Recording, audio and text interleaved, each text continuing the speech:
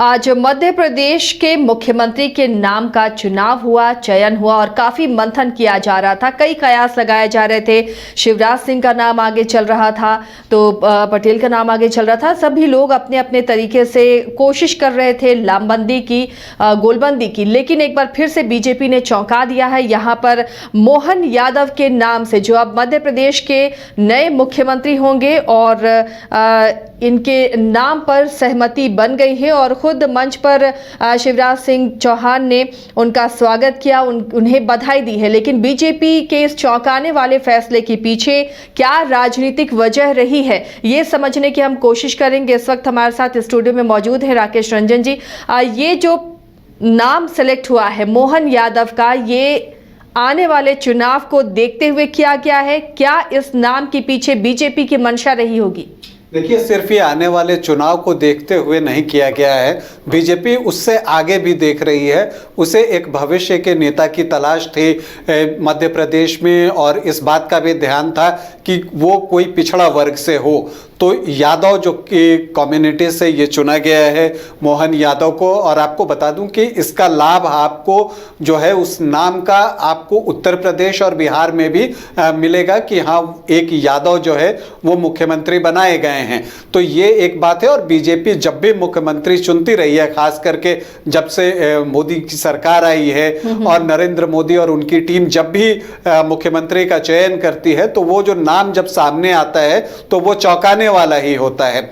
अभी जब छत्तीसगढ़ के लिए विष्णुदेव साई का नाम आया तो वो भी एक चौंकाने वाला नाम था, और अब जो है मोहन यादव का नाम आया है वो भी बहुत चौंकाने वाला है। जबकि मध्य प्रदेश के बारे में लोग कह रहे थे कि शिवराज सिंह चौहान की वापसी हो सकती है, और अगर किसी मुख्यमंत्री की वापसी की बात हो रही थी जो पूर्व में भी मुख्यमंत्री रहा हो या वर्तमान में, तो जहां पर अगर आप रमन सिंह की बात कर लीजिए, या राजस्थान में आप वसुंधरा राजे की बात कर लीजिए, और एमपी में शिवराज सिंह चौहान की बात कर लीजिए, तो सबसे ज्यादा अगर वापसी की संभावना थी तो शिवराज सिंह चौहान की ही वापसी थी और की संभावना व्यक्त की जा रही थी। खास करके ये देखते हुए कि उनकी जो लाडली बहना योजना थी उसकी काफी चर्चा हुई थी और जीत में उसकी प्रमुख भूमिका थी। लेकिन इन सब के बीच ये चौंकाने वाला नाम आया मोहन यादव का। हालांकि वो शिवराज कैबिनेट में उच्च शिक्षा मंत्री थे और उज्जैन दक्षिण से विधायक हैं। ये तीसरी बार वो विधायक चुने गए हैं। 2013 में चुने गए थे, फिर 2018 में चुने गए, और फिर अभी 2023 में भी जो है वो विधायक चुने गए मोहन यादव। तो ये नाम आपको सामने आया, और अब जो है इन्हें मुझे लगता है कि लंबा कार्यकाल मिलेगा। लेकिन ये दिलचस्प होगा देखना कि इनकी कार्यशैली क्या रहती है। और निश्चित तौर पर इस तरह का जब एक नाम सामने आता है तो जो केंद्र होता है वहाँ की योजनाएं या जो उनका दिशा निर्देश होता है वो आसानी से आगे की ओर जो है वो बढ़ पाता है। तो इन सारी चीज़ों को ध्यान में रखते हुए न सिर्फ 2024 का चुनाव बल्कि उससे आगे देखते हुए मोहन यादव को चुना गया है। तो शिवराज सिंह चौहान, जिनकी प्रबल संभावना थी कि वो सीएम कैंडिडेट बन सकते हैं, वो फिर से मुख्यमंत्री बन सकते हैं, शायद बीजेपी उन्हें रिपीट कर सकती है, ये कयास लगाए जा रहे थे। क्या अब उन्हें किसी नई जिम्मेदारी, किसी नई भूमिका में बीजेपी अब लाना चाहती है? या निश्चित तौर पर उन्हें कोई नई जिम्मेदारी दी जाएगी। और ये देखा जाता है, अभी अगर आप नरेंद्र सिंह तोमर को ही देखें, केंद्र में मंत्री थे, अभी उन्हें विधानसभा का चुनाव लड़ाया गया, वो चुनाव जीत गए, और अब खबर ये है कि वो स्पीकर होंगे। तो इसी तरह से जो भी सांसदों ने इस्तीफा दिया है तो हो सकता है कि उन्हें कैबिनेट में एडजस्ट किया जाए, ये चीजें हों। अब देखिए, एक जब ये चुनाव हुआ है मोहन यादव का, तो जो आपको कंटेंडर थे जिनमें कि हम प्रहलाद पटेल की बात कर रहे थे, नरेंद्र सिंह तोमर, खुद शिवराज सिंह चौहान थे, ज्योतिरादित्य सिंधिया की भी बात हो रही थी, इसके अलावा जो प्रदेश अध्यक्ष है वीडी शर्मा, उनकी बातचीत हो रही थी। लेकिन उन सब के बीच जो है ये एक बिल्कुल ही आप कह सकते हैं कि चौंकाने वाला नाम आया, क्योंकि इनकी कहीं पर कोई चर्चा नहीं थी। तो ये बताता है कि बीजेपी के साथ जो एक सबसे अच्छी बात और खास बात है वो ये है कि वो किसी को भी मुख्यमंत्री का चेहरा बना सकती है, ये कोई फिक्स नहीं है। और यही बीजेपी की सबसे बड़ी शक्ति है। और इससे क्या होता है, जब ये एक संदेश जाता है नीचे ग्राउंड लेवल पर उनके कार्यकर्ताओं के बीच में विधायकों के बीच में कि अगर आप काम करते रहे और अच्छे से काम करते रहे तो हो सकता है कि आप भी जो है मुख्यमंत्री बनाए जा सकते हैं या कोई भी पद आपको दिया जा सकता है।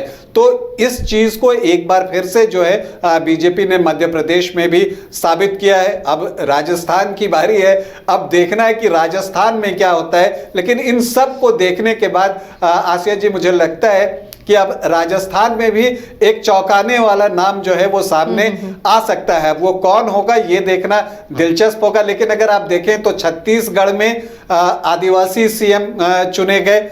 इसके बाद अब आप आ रहे हैं मध्य प्रदेश में, तो यहाँ पर आपको एक पिछड़े वर्ग से यादव कम्युनिटी के जो मोहन यादव हैं उन्हें जो है चीफ मिनिस्टर चुना गया। तो क्या अब राजस्थान में किस कास्ट को बनाया जाता है? अब देखिए, 2 पुरुष हो चुके हैं, तो क्या कोई महिला जो है वो राजस्थान में मुख्यमंत्री बनेंगी? लेकिन अब यह भी देखना होगा कि चूंकि नए फेस लाए जा रहे हैं तो उस स्थिति में लगता है कि महिला तो होंगी लेकिन वो वसुंधरा नहीं हो सकती हैं। तो वसुंधरा अब इस नतीजे के बाद रंजन जी ये तो नहीं लग रहा है कि वसुंधरा राजे को सीएम बनाया जाएगा, क्योंकि बीजेपी ऐसे ही चौंकाने वाले फैसले कर रही। तो अगर महिला होंगी तो फिर राजकुमारी का नाम सामने आ सकता है। जी हाँ, फिर उस स्थिति में दिया कुमारी का नाम सामने आ सकता है। और चूंकि इस दो जगह पर, छत्तीसगढ़ में आदिवासी, वहां पिछड़ा, तो दिया कुमारी चूंकि फॉरवर्ड कम्युनिटी से हैं तो हो सकता है कि दिया कुमारी को जो है वो अब बनाया जाए। और आप ऐसे भी देखें तो एक महिला भी हो जाएंगी, फॉरवर्ड कास्ट से भी हो जाएंगी। और जब आप छत्तीसगढ़ और मध्य प्रदेश को देखते हैं तो दोनों जगह जो डेप्यूटी सीएम बनाया गया है, तो एक एक डेप्यूटी सीएम छत्तीसगढ़ और मध्य प्रदेश में जो है वो ब्राह्मण कम्युनिटी से बनाया गया है। राजेश शुक्ला मध्य प्रदेश में जो है डेप्यूटी सीएम बनाए गए हैं, रीवा सीट से चुनाव जीतते हैं। और विजय शर्मा छत्तीसगढ़ में जो है वो बनाए गए हैं डेप्यूटी चीफ मिनिस्टर। और अरुण साव भी बनाए गए हैं डेप्यूटी चीफ मिनिस्टर छत्तीसगढ़ में, जो कि पिछड़ी कम्युनिटी के हैं। और वहां पर जो आपको बनाया गया है मध्य प्रदेश में डेप्यूटी चीफ मिनिस्टर, वो जगदीश देवड़ा को बनाया गया है जो एससी कम्युनिटी से हैं, शेड्यूल कास्ट। तो कास्ट फैक्टर भी बड़े ही ध्यान से रखकर जो है सभी का चुनाव हो रहा है। और अब इस फॉर्मेट को देखते हुए मुझे लगता है कि राजस्थान में भी सीएम तो एक होगा ही, 2 डेप्यूटी सीएम वहां पर भी आप मानकर चलिए कि होंगे।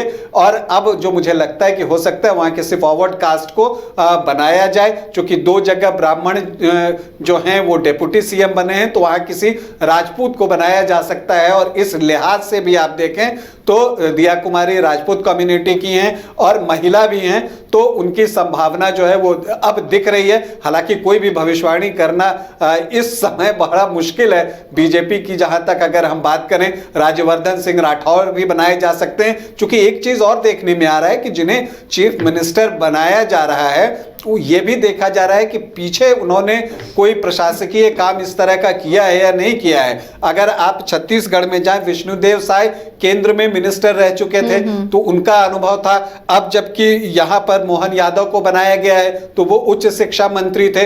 तो इन सब चीजों को आप देखें तो लगता है कि इन सारी चीजों को ध्यान में रखकर ही जो है यानी अनुभव भी देखा जा रहा है कि वो किस तरह से राजपाट चला सकते हैं, ये भी अनुभव देखा जा रहा है। इसके अलावा कई केंद्रीय मंत्रियों को मौका दिया, विधानसभा का चुनाव लड़वाया इस बार बीजेपी ने और केंद्र से उनकी छुट्टी कर राज्य की जिम्मेदारी सौंपी है। जी, और राज्य की जिम्मेदारी सौंपी है। लेकिन अब देखिए, जब दोनों ही जगह की अगर हम बात करें तो यहाँ पर विष्णुदेव साय की बात कर ले या फिर हम मोहन यादव की बात कर ले, तो मोहन यादव स्टेट की ही राजनीति कर रहे थे। विष्णुदेव साय हालांकि पहले कैबिनेट में रह चुके थे, लेकिन वो भी इधर जो है राज्य की ही राजनीति कर रहे थे। तो इस बात का भी जो है वो ध्यान रखा गया है। कोई जो प्रेजेंट सांसद थे उनमें से किसी को अब तक नहीं बनाया गया है। तो ये भी एक, आप अगर सारी चीजों को जोड़ें तो अलग अलग क्राइटेरिया जो है वो दिख रही हैं। अब देखना है किनको बनता है। वहां पर बालकनाथ की भी बात आ रही है राजस्थान में। लेकिन अब मुझे लगता है कि शायद दिया कुमारी का नाम सामने आ सकता है, क्योंकि किसी एक महिला को जो है वो सीएम बनाना मुझे लगता है कि समीकरण के हिसाब से बीजेपी जरूर देखेगी। ये जो जाति गणना की रिपोर्ट बिहार में जारी हुई है, जिस तरह से समीकरण दिखाए गए हैं, जो जातीय अलग अलग जातियों का प्रतिशत दिखाया गया है, उसमें यादवों का बड़ा हिस्सा है, बिहार में बड़ी आबादी है उनकी। तो क्या इसे देखते हुए तो एक कोशिश नहीं हो रही कि जितने भी कास्ट हैं, जिस तरह से जो सामने आए हैं आंकड़े, उसे प्रभावित किया जाए, क्योंकि बिहार भी काफ़ी मैटर करता है बीजेपी के लिए। आने वाले दिनों में बिहार में भी विधानसभा चुनाव होने हैं, झारखंड में भी चुनाव होने हैं और लोकसभा चुनाव से पहले हैं। तो ये तमाम चीज़ों को देखते हुए अब इस तरह के निर्णय लिए जा रहे हैं ताकि वो जाति का इक्वेशन जो है, समीकरण, वो बरकरार रहे। देखिए, सभी राजनीतिक दल जो है वो जाति का समीकरण जरूर देखते हैं। हालांकि हमेशा जो है ये नारा रहता है कि न जात पे न पात पर मोहर लगेगी, फिर अपने का नाम वो ले लेते हैं। लेकिन जाति जो है, जात सभी देखते हैं और उसी के अनुसार कास्ट कॉम्बिनेशन के आधार पर टिकट का बंटवारा होता है। और बीजेपी की पिछले काफी समय से ये कोशिश रही है कि पिछड़े वर्ग में यादव कम्युनिटी के अंदर उनकी पैठ बढ़े। अगर आप बिहार की राजनीति की बात करें तो नंद किशोर यादव को आप याद कर लें, उन्हें बीजेपी ने काफी आगे प्रमोट किया था। फिर उसके बाद अभी आप देखें तो आप हर जगह देखेंगे कि बीजेपी, नित्यानंद राय अभी आप देखते हैं कि उनको आगे बढ़ाने का काम किया जा रहा है। तो यादव कम्युनिटी पर बीजेपी जो है उसका ये प्रयास रहा है पिछले काफी समय से कि उसे अपने साथ जोड़े। अब उसी कड़ी में जब मोहन यादव जुड़ गए हैं, तो ये एक फेस हो जाएंगे। मध्य प्रदेश एक बड़ा राज्य है और वहां का वो अब मुख्यमंत्री बन चुके हैं। तो अब जब बीजेपी जाएगी खास करके उत्तर प्रदेश में और बिहार में चुनाव प्रचार के लिए, तो आप जानती हैं कि बीजेपी ऑल आउट प्रचार करती है, तो वहां पर मोहन यादव को लेकर जाएगी, लोगों के बीच ये संदेश देने का काम करेगी कि देखिए हम यादव को भी मुख्यमंत्री का पद दे सकते हैं। तो ये बिहार के लिए भी आप कह सकते हैं कि जो लालू यादव हैं या तेजस्वी यादव हैं, उनके लिए भी एक तरह से ये एक चैलेंज है, इनडायरेक्टली ही सही। लेकिन इस बात को, इस संदेश को प्रेषित करने का प्रयास जो है वो भाजपा की तरफ से हुआ है। चलिए, तो ये बीजेपी की कोशिश होगी कि जो बड़े हिंदी पट्टी राज्य हैं, चाहे वो मध्य प्रदेश हो, यूपी हो, और अब बिहार की बारी है, तो बिहार में भी बीजेपी सरकार अपनी बनाए, उसके लिए तमाम कोशिशें होंगी। बहरहाल ये जो फैसला था मध्य प्रदेश के सीएम का, ये काफ़ी चौंकाने वाला था। छत्तीसगढ़ में उसी तरह जो नाम सामने आया, जो रेस में नहीं थे, उन नामों को, उन चेहरों को बीजेपी सामने ला रही है। तो अब राजस्थान की बारी है, क्या वहाँ भी ऐसे चौंकाने वाले नाम सामने आएंगे? ये देखना भी काफ़ी दिलचस्प होगा। बहुत बहुत शुक्रिया रंजन जी इस तमाम चर्चा के लिए। तो फिलहाल इतना ही, लेकिन खबरों के लिए आप देखते रहिए न्यूज़ 22 को।